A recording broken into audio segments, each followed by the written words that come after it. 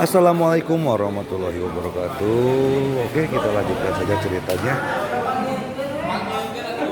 Bab 359 mendukung Pengceng. Chu Chen tidak terburu-buru mengirim pesan ke Ning Zimo, tetapi menelepon Dao Zun Luoyun. Kakak laki-laki, suara Dao Zun Luoyun dipenuhi kebingungan. Apakah ada sesuatu yang terjadi selarut ini? Di mana kamu sekarang? Chu Chen bertanya. Sesuatu mungkin telah terjadi pada Xiao Mo. Kamu dapat menemukan cara untuk masuk dan memeriksanya.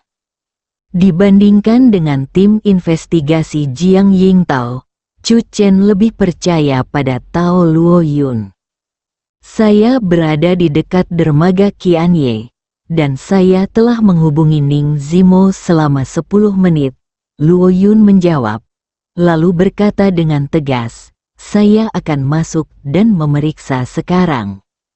Hati-hati, Chu Chen memperingatkan, pasti ada sesuatu yang terjadi di dalam dermaga Qianye. Chu Chen menekan kegelisahan di hatinya, membuka pintu kamar, dan duduk di sofa di aula, merasa gelisah. Menarik napas dalam-dalam, Chu Chen memikirkan tanggal lahir Ning Zimo, menghitung dengan jarinya sejenak. Wajahnya tiba-tiba berubah, dan dia berdiri lagi. Ada perubahan tak terduga di dermaga Qianye malam ini. Kehidupan Ning Zimo mungkin dalam bahaya kapan saja. Perjalanan tercepat dari Canceng ke dermaga Pengceng Qianye adalah 2 jam. Chu Chen sudah punya ide untuk bergegas. Di satu sisi, pintu Song Yan tiba-tiba terbuka. Song Yan, yang terlihat mengantuk, menatap Chu Chen dengan mata terpesona dan bingung. Kenapa kamu belum tidur? Ada sesuatu yang terjadi di Pengceng sana. Chu Chen menarik napas dalam-dalam, berdiri dan berkata, sebaiknya aku pergi ke sana sendiri. Kalau begitu kamu harus berhati-hati. Song Yan melihat ekspresi serius Chu Chen, dan hatinya tenggelam. Dia berjalan mendekat dan mengambil inisiatif untuk memegang tangan Chu Chen untuk pertama kalinya. Kembalilah dengan selamat. Arus hangat muncul di hati Chu Chen, dan dia menggenggam jari-jarinya dan menundukkan kepalanya. Kali ini, tidak ada satupun yang perlu diganggu. Song Yan memejamkan mata indahnya dengan ringan dan menanggapi Chu Chen dengan canggung. Sarangnya tenang dan indah, untuk waktu yang lama. Keduanya berpisah. Chu Chen menatap Song Yan dengan lembut, mencium keningnya, tunggu sampai aku pulang. Chu Chen berbalik dan berjalan keluar. Song Yan menatap kosong ke punggung Chu Chen, dan suara langkah kaki perlahan menghilang. Mengingat kejadian tadi, pipi Song Yan memerah, ekspresinya halus, dan dia merasakan perasaan manis di hatinya.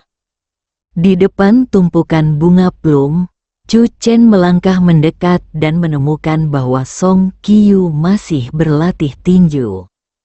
Qiu kecil, teriak Chu Chen. Song Qiu terhuyung dan langsung jatuh ke tumpukan bunga plum, menangis dan berkata, kakak ipar, aku salah, aku seharusnya tidak mengganggumu. Chu Chen, Song Qiu buru-buru tutup mulut. Keluar, ayo pergi ke Pengceng, kata Chu Chen dengan suara yang dalam. Daripada menunggu dukungan dari Departemen Operasi Khusus, lebih baik dia mendukung Ning Zimo. Pergi ke Pengceng saat ini, Huang Fu dan Yu bertanya dengan rasa ingin tahu. Huang Fu dan Yu tidak tahu apa yang sedang diselidiki Chu Chen. Chu Chen melirik Huang Fu Heiyu. Selama periode waktu ini, kekuatan Huang Fu Heiyu juga meningkat pesat, dan dia juga merupakan penolong yang baik. Mungkin akan ada perkelahian jika kita pergi ke sana. Chu Chen berkata, apakah kamu ingin Huang Fu berkumpul? Tentu saja kamu harus memasukkanku. Huang Fu dan Yu tidak ragu-ragu. Mobil melaju keluar dari rumah Song dan segera sampai di jalan raya, langsung menuju ke Pengceng. Di dalam mobil, Huang Fu dan Yu tidak bisa menahan diri untuk tidak melihat ke arah Chu Chen dengan rasa ingin tahu, dan ingin berbicara beberapa kali. Kamu tahu Qianye Group, kan? Chu Chen melirik Huang Fu dan Yu. Tentu saja, Huang Fu Heyu berkata, Zhang Cheng dan saya sudah makan bersama. Orang yang ingin kamu pukul malam ini mungkin adalah Zhang Cheng. Huang Fu dan Yu memandang Chu Chen dengan heran. Grup Qianye dicurigai menyelundupkan orang di laut. Xiao Mo menyelinap ke grup Qianye beberapa hari yang lalu untuk menyelidiki secara diam-diam. Wajah Huang Fu dan Yu tidak bisa membantu tetapi berubah drastis. Bagaimana? Mungkinkah? Tidak ada yang mustahil di dunia ini, Chu Chen berkata. Qianye Group telah lama menjadi sasaran. Setelah Xiao Mo pergi ke sana, dia menemukan banyak hal. Namun, malam ini, seseorang tiba-tiba kehilangan kontak. Hati Huang Fu dan Yu tenggelam. Lalu jika kita menyerbu masuk seperti ini, akankah kita memperingatkan musuh? Aku hanya mengkhawatirkan situasi Xiao Mo. Kita akan pergi ke Pengceng dulu. Ini tindakan pencegahan. Jika terjadi sesuatu, kita bisa memberikan dukungan tepat waktu. Chu Chen melihat sosok hitam yang mundur dengan cepat di luar jendela. Dan miliknya intuisi memberitahunya bahwa malam ini pasti tidak damai. Pengceng, sebuah hotel berbintang kurang dari 1 kilometer dari dermaga Qianye. Di depan jendela setinggi langit-langit gedung bertingkat tinggi, sosok anggun dengan postur anggun dan menawan meletakkan teleskop di tangannya dan mengerutkan kening. Posisi di mana Jiang Yingtao sedang menonton berada di arah dermaga grup Qianye. Namun malam ini, dermaga grup Qianye sangat sepi. Semakin tenang, semakin terasa arus bawah, terdengar suara langkah kaki dari belakang. Apa tanggapan dari grup 7? Jiang Yingtao bertanya. Mata situ Jing penuh amarah dan ketidakberdayaan. Mereka masih mengatakan bahwa pejuang bawaan mereka belum tiba. Jadi mereka tidak bisa buru-buru ke dermaga Qianye untuk mencari tahu beritanya. Dan tanpa berita pasti, kami tidak cukup alasan agar pasukan komando bisa bergerak. Jiang Yingtao merenung sejenak, lalu tiba-tiba berbalik dan keluar ruangan. Setelah berbelok di tikungan, dia menendang pintu hingga terbuka dan masuk. Ketua tim Jiang, harap selalu ingat identitas Anda. Tugas kami adalah melindungi rakyat Tiongkok, bukan merusak properti umum.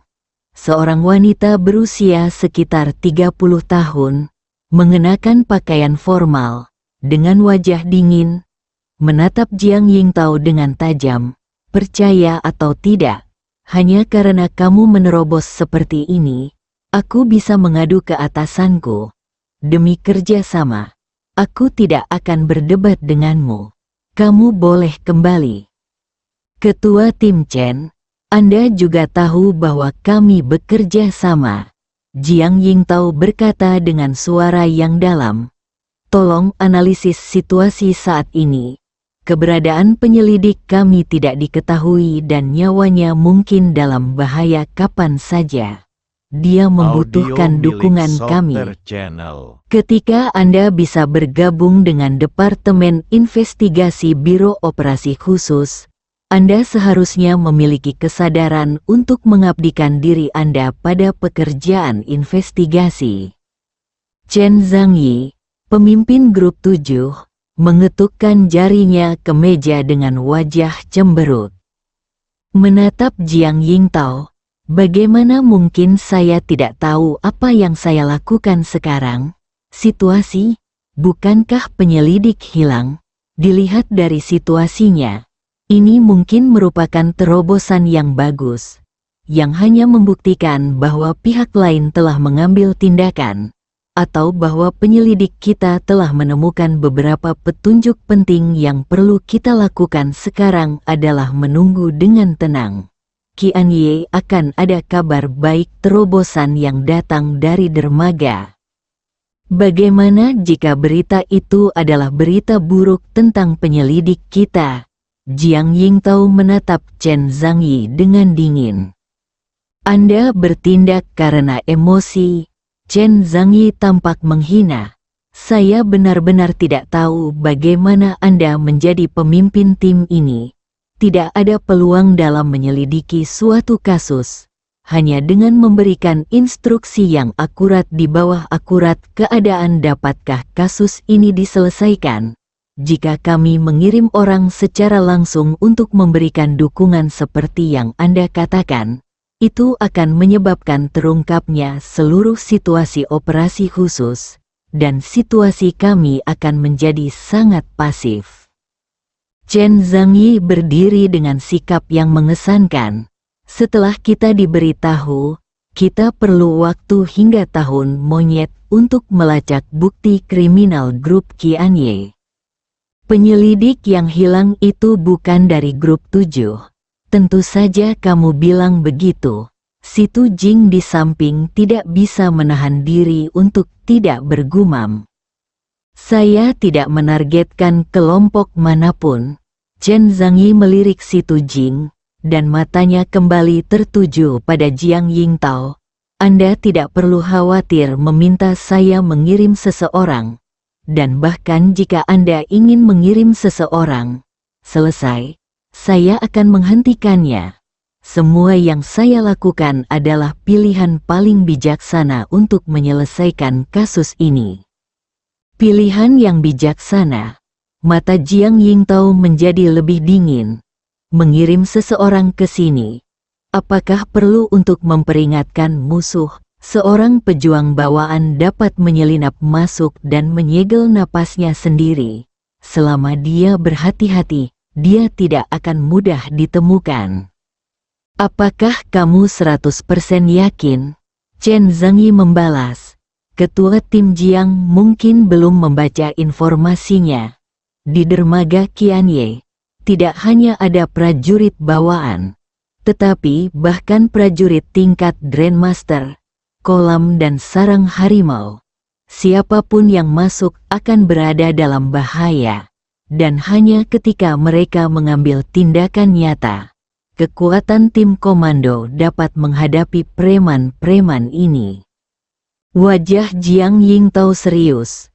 Chen Zhangyi adalah orang yang diutus untuk mengawasi pekerjaannya dan berhak menghentikan semua tindakannya. Juga, mulai sekarang, kamu tidak bisa meninggalkan pandangan grup 7. Chen Zhangyi berkata dengan dingin. Apa yang kamu katakan tadi? Aku punya banyak alasan untuk mempertanyakan apakah kamu sengaja mencoba membangkitkan musuh dan menyabotase keseluruhan operasi. Begitu Jiang Yingtao selesai berbicara, si Tu Jing tidak bisa menahan amarahnya. Cukup bagimu. Jelas sekali kamu melihat orang melalui kacamata berwarna. Kecemburuan benar-benar membuat orang jelek. Seorang pria di sebelah Chen Zhangyi mengerutkan kening. Apakah semua penyelidik di kelompok ke-9 tidak memenuhi syarat? Jinger, ayo pergi. Jiang Yingtao berbalik dan berjalan keluar pintu. Chen Zhangyi berteriak dengan dingin. Berhenti, apakah kamu tidak mendengar apa yang baru saja aku katakan? Jiang Yingtao berbalik dan tersenyum. Apakah Anda akan memerintahkan saya? Jika Anda memiliki kemampuan, Anda dapat menahan saya dengan paksa. Jiang Yingtao berbalik dan berjalan keluar. Ikuti aku, perintah Chen Zhangyi. Pria itu segera melangkah keluar dan mengikutinya keluar. Begitu dia sampai di pintu, cahaya dingin tiba-tiba menerpa wajahnya. Pria itu berhenti, dan pisau terbang setipis sayap jangkrik dimasukkan ke dalam kusen pintu. Pada saat ini, pria itu merasa punggungnya basah oleh keringat dingin, dan dia gemetar tanpa sadar. Tim ke-9 sedang menyelidiki kasus ini. Anda tidak memenuhi syarat untuk menuding. Jika Anda tidak yakin, ajukan pengaduan. Suara Jiang Yingtao kembali terdengar. Bab 360 Infiltrasi. Langkah kaki Jiang Yingtao perlahan menghilang di ujung koridor. Pemuda itu berbalik dan menatap Chen Zhangyi, ketua tim. Apa yang harus kita lakukan sekarang? Jangan khawatir, Jiang Yingtao tidak bisa mendekati dermaga Qianye. 5 prajurit bawaan dari kelompok ke-7 datang kali ini, dan kelompok ke-9 bahkan tidak mengirimkan master yang baik. Keterampilan melempar pisau Jiang Yingtao belum ada. Menembus garis pertahanan kita. Kemampuan, Chen Zhangyi berkata dengan sungguh-sungguh, singkatnya, kita tidak boleh membiarkan kelompok pecundang dari kelompok ke-9 ini merusak operasi ini. Menurut laporan, Qianye Group kemungkinan besar akan melakukan transaksi dengan pembeli dalam beberapa hari ke depan. Pemuda itu berkata dengan sungguh-sungguh, namun, sulit untuk mendapatkan waktu transaksi yang spesifik. Malam ini, penyelidik dari grup 9 hilangnya kontak kemungkinan besar karena dia telah memperoleh informasi penting. Dan dia pasti akan menemukan cara untuk menyebarkannya. Saya sudah bernegosiasi dengan tim komando. Dalam beberapa hari terakhir, tim komando mungkin diperlukan untuk memberikan dukungan kapan saja. Chen Zhangyi menatap dingin ke arah pintu dan barang curiannya. Di luar koridor, suara langkah kaki terdengar tergesa-gesa. Ketua tim, ini buruk. Jiang Yingtao hilang. Wajah Chen Zhangyi berubah, dan dia tiba-tiba menjadi cemberut. Saya meminta Anda untuk menjaga semua pintu keluar hotel. Apa yang Anda lakukan?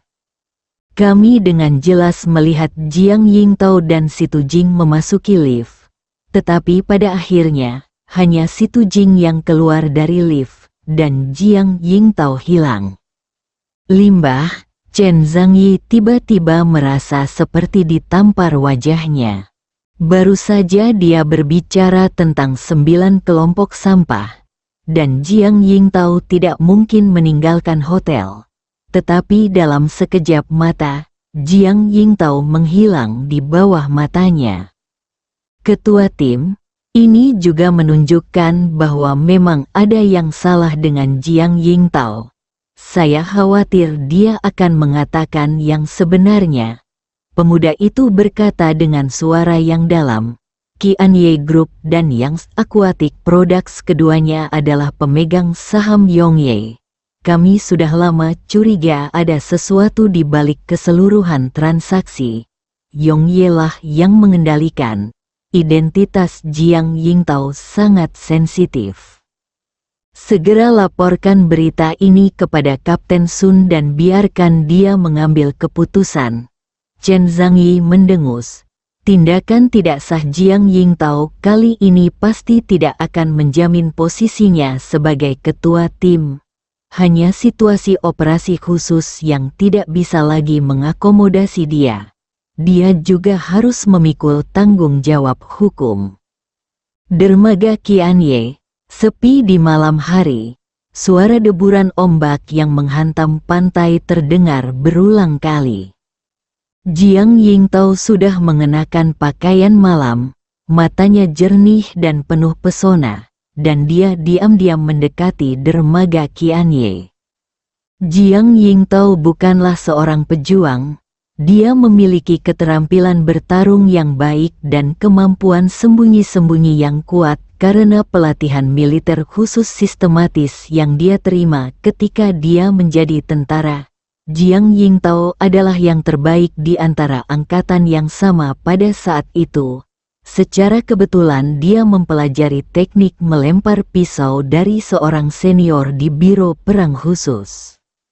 Dalam hal kekuatan tempur murni, Jiang Yingtao telah bersaing dengan prajurit bawaan sebelumnya, dan sedikit lebih rendah dari prajurit bawaan. Jiang Yingtao berani menyelinap masuk sendirian, mengandalkan kemampuan menyelinapnya yang terlatih secara khusus. Sosok Jiang Yingtao dengan cepat menghilang di malam hari. Di jalan raya, kendaraan melaju kencang. Chu Chen terus memegang ponselnya. Namun, lebih dari 1 jam berlalu, dan tidak ada kabar baik dari Jiang Yingtao atau Dao Zun Luoyun. Apa yang terjadi? Chu Chen merasa lebih tidak nyaman. Setelah ragu-ragu lagi dan lagi, dia masih memanggil Dao Zun Luoyun. Namun, telepon Dao Zun Luoyun tidak dapat terhubung. Murid Chu Chen sedikit menyusut dan dia memutar nomor Jiang Yingtao. "Saya Si Tu Jing."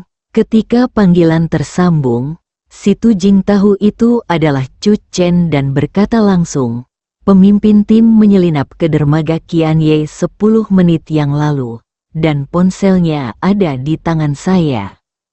Chu Chen terkejut. "Mengapa saudari Tao pergi ke sana secara langsung? Bisakah dia melakukannya?" Jangan meremehkan Sister Tao. Kemampuan investigasi Sister Tao adalah yang terbaik di seluruh departemen investigasi. Apa yang terjadi? Bagaimanapun, Jiang Yingtao juga merupakan ketua tim dari kelompok ke-9, yang bertanggung jawab mengarahkan operasi investigasi ini. Jika dia diminta keluar secara pribadi, apakah itu berarti segalanya telah mencapai titik yang tidak dapat dikendalikan? Bukankah karena wanita jalang dari grup 7 itu? Si Tu Jing berseru, terbatuk sedikit, dan mengubah kata-katanya. "Ketua tim Chen dari grup 7 tidak mengizinkan grup 9 kita mengambil tindakan apapun. Mengatakan bahwa dia akan memperingatkan yang lain. Jadi kami, grup 9, tim penyelidik di Pengceng semuanya berada di bawah pengawasan. Ketua tim hanya bisa mengusir orang-orang yang mengawasinya dan bertindak sendiri bahaya kapan saja. Dan dia tidak bisa duduk diam." Hati Chu Chen mencelos. Setelah menutup telepon, dia berkata dengan suara yang dalam, "Xiao Qiu, percepat sedikit." Ombak yang mengamuk menyapu, dan gudang-gudang bertumpuk satu demi satu di dermaga Qianye. Setelah memasuki dermaga Qianye, Jiang Yingtao perlahan-lahan menyadari bahwa ada sesuatu yang tidak biasa di sini malam ini. Semakin jauh kami berjalan ke dermaga, semakin kami menyadari semakin banyak mata pengawas yang lewat di sekitar kami. Longgar di luar dan kencang di dalam. Seluruh pekerja yang bekerja di dermaga telah kembali ke asramanya untuk beristirahat, dan tidak diperbolehkan keluar dari kamarnya. Saat Jiang Yingtao sedang menyelinap ke dalam, sebuah pikiran tiba-tiba muncul di benaknya. Apakah mereka akan berdagang malam ini? Mata Jiang Yingtao sedikit melebar. Pesan-pesan terlintas di benak saya dengan cepat. Ning Junhei, Zhang Cheng, dan Yang Qian berkumpul di dermaga Qianye untuk menciptakan ilusi bahwa mereka sedang mendiskusikan kesepakatan. Ning Junxiao tiba-tiba memajukan waktu turnamen Lion King dengan profil tinggi, yang membuat orang secara tidak sadar merasa bahwa dia ingin menggunakan fokus turnamen Lion King untuk mengalihkan perhatian dan melakukan transaksi penyelundupan manusia selama turnamen Lion King. Semua ini adalah untuk menutupi Ning Junxiao. Waktu perdagangan sebenarnya kemungkinan besar adalah malam ini. Kemungkinan dengan cepat muncul di benak Jiang Yingtao, dan dia akhirnya semakin merasa bahwa malam ini adalah waktu untuk transaksi penyelundupan grup Qianye. Dermaga Qianye malam ini terlihat tidak berbeda dari luar. Jika salah satu penyelidik tidak kehilangan kontak, Jiang Yingtao tidak akan pernah menyangka bahwa pihak lain akan memilih untuk berdagang malam ini. Apa yang terjadi malam ini? Tidak ada sinyal ponsel sama sekali, dan kami bahkan tidak bisa menggunakan Wi-Fi. Di sebelah Jiang Yingtao ada rumah kos tempat dia menginap, dan suara-suara mengeluh dari dalam. Jiang Yingtao bergumam pada dirinya sendiri. Saya khawatir seluruh sinyal dermaga Qianye telah diblokir. Sejak penyelidik pertama kehilangan kontak, semua sinyal dari dermaga Qianye telah hilang sama sekali. Semakin sering hal ini terjadi, semakin besar tekad Jiang Yingtao untuk masuk jauh ke wilayah musuh. Bahkan jika ini bukan waktu perdagangan malam ini, pasti ada sesuatu yang penting terjadi. Sosok Jiang Yingtao tiba-tiba mengintai. Bersambung.